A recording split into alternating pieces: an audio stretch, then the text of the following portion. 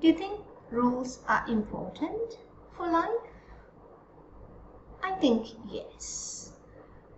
Every organization or institution or even families have rules. So rules are important to guide life so that we could all be productive and do our best and continue to live life harmoniously. Imagine if we lived in a lawless nation where people could get away with anything, where there is no respect for boundaries, there's no respect for personal property. Imagine the mayhem that we would be living in, and that would be really terrible, wouldn't it? But even though rules are important, and we all do make rules, even where rules don't formally exist, for example, in the context of family or even between siblings, yeah, we know as parents we need to establish rules as the children grow up to respect each other's privacy or each other's personal possessions and things like that. Having said that, as I have told you before, far more important than rules are principles. Rules are important, but principles are even more important. Now, the differentiation that I'm making by the use of the word rules and principles is not universal, yeah, meaning I am the one who's personally adhering to this semantic structure to help me differentiate. You could go with me if you like. If you don't, then it's okay. You do you, right? So principles to me are universal laws that apply to everyone and everything, and these laws are real. Rules, on the other hand, are made by humans to regulate, to keep a system, an organization, an institution, or even a group of people coming together to accomplish something, to keep these entities harmonious and also productive, right? So those are the function of the rules.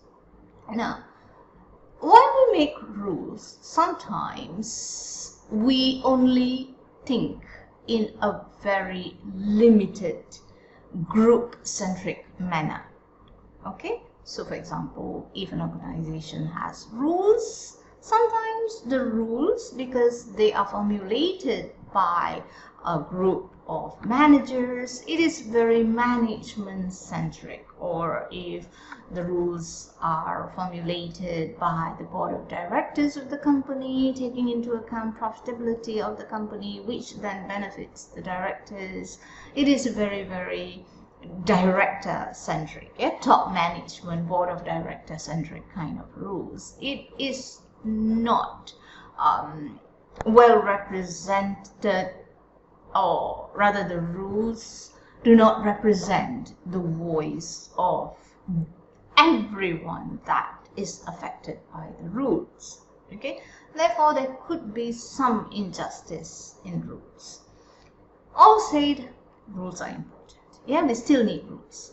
But when we talk about social setting or family setting, it is important to strike a check and balance with regard to the rules that we put into place against universal principles. So what are the universal principles? Before we explore what the universal principles are, let us first talk about rules. Okay, when you talk about rules for life, meaning individual rules for individuals, rules for families, yeah, so there are many books that talk about these rules and the objective of why these rules are proposed to be adopted for the purpose of success. Yeah, you want to be successful at goals that you set in life, okay, which is very individual, very personal. Okay,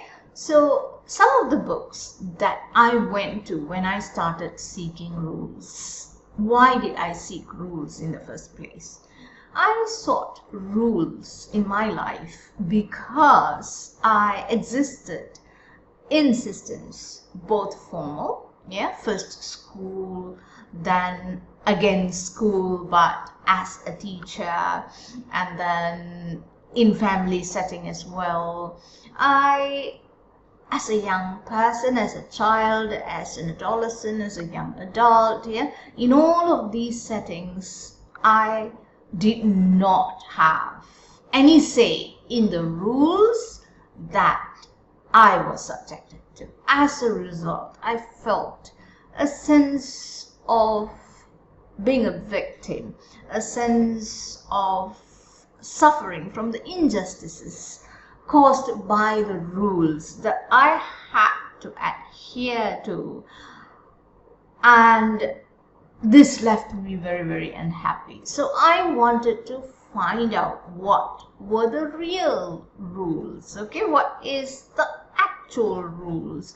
Are these rules made within this formal and informal settings that I was kind of coerced into adhering to? Were they for real? Were they really right in a universal sense? This is what got me onto this search for rules. So I started out by searching for rules. So some of the books that I read include Success Principles by Jack Canfield. I think in that book he has outlined about 64 rules, really many rules. And then there's this other book by that goes by the title The Rules of Life, and this book is by the author Richard Templer, a British author, I think, and this book has a list of 106 rules. And then I also read another book by Stephen Covey. This is called 7 Habits of Highly Effective People. Essentially, these 7 habits are 7 rules.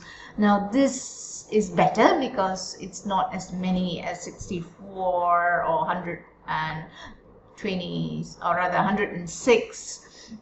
Which is a lot more, way too many to remember, right? So then another book that I really love is 12 Rules for Life by Jordan B. Peterson. Who doesn't know Jordan B. Peterson? Well, I would like to think so, because these rules are really great and they're very, very aligned to the universal principles. So Stephen Covey's 7 Habits of Success, they are concise and they're very aligned to universal principles. And the other 2 books I mentioned, Jack Canfield and Richard Templer. Jack Canfield's Success Principles and Richard Templer's Rules of Life. Jordan B. Peterson's book is 12 Rules for Life, and this is Rules of Life. Okay, the 106. All of those are good rules. So reading all those books were wonderful for me because it informed me of all the rules that I was being subjected to in the social settings that I existed as an underdog, if you will, right from the time I was a child to becoming an adolescent, to becoming a youth, and then an adult, but the systems in which I existed as an underdog, the rules adhered to in the systems, these books really helped me see that some of these rules were not right. They were actually exploitative in nature, okay, generally speaking. We'll go into specifics in other discussions with examples and all of that, okay. So it was wonderful to explore these rules from these books, another book that I really loved, even though it does not go by the name principle or rule or habit like these books that I mentioned, is The Road Less Traveled. That book is actually about rules as well, but mainly with regard to our psychological well-being. So all these books were wonderful. It helped me see what is right, what is wrong. Well, I was not totally wrong in being unhappy with the rules or facing difficulty dealing with those rules. So in those situations, having read these books, being able to see right from wrong helped me deal with those rules. How can I still adhere to those rules without being unfair to myself, without eating my heart out, or without working myself to the bone? Yeah.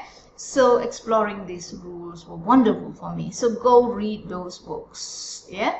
I think I mentioned 5 books. Yeah, I will actually include those in the description. The title and the authors of those books I will include in the description section below.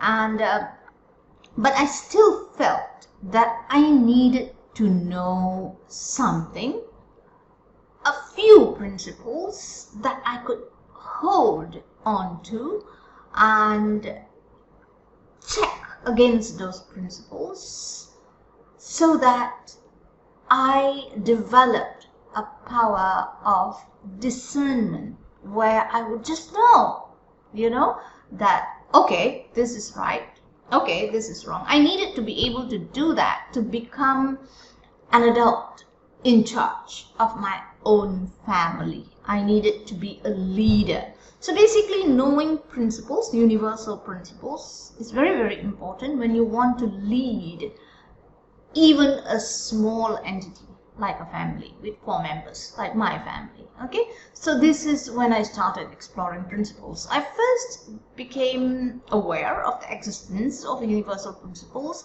in my reading of the book 7 Habits of Highly Effective People. Okay, in that book, principles are mentioned, but they are not explicitly stated. Okay, so basically, I think the 7 habits are delineations from the 7 spiritual principles. So my search went on, and the thing about discovering principles is that, yes, it would be wonderful if you could read a book or 2 and discover them, but you also have to discover the principles through the course of life.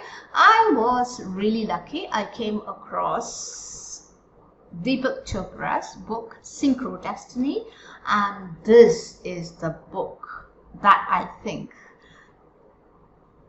the single or the only book that gets really close to telling you what are these universal principles. And I have been reading this book time and again to understand how to bridge the 7 principles of synchrodestiny outlined by Deepak Chopra, how to bridge those principles to my daily life, to everything that I think, to everything that I feel, to everything I say and everything I do. So that book was a wonderful find for me, but it's not so easy. It is really, really difficult. That is why I don't really talk about these principles so much in my video, because I think I do wonder, am I really ready to talk about it? That's why I'm still learning. Okay, but anyway,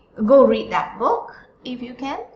The Synchrodestiny, that's the title of the book. Yeah, and it's a wonderful book. And if you would like a simpler version that is quite complex, difficult to understand. Now, to be truthful, Synchrodestiny is a book that draws heavily from Hinduism. Yeah, and I've never seen any other piece of authorship, piece of work that gets closer to the truth than this book. But if you think that's a bit too difficult for you, you can also read The Seven Spiritual Laws by the same author. So there you have it, all the rules that are closest to what's right and the principles underlying them. See you again soon in another video. Bye-bye.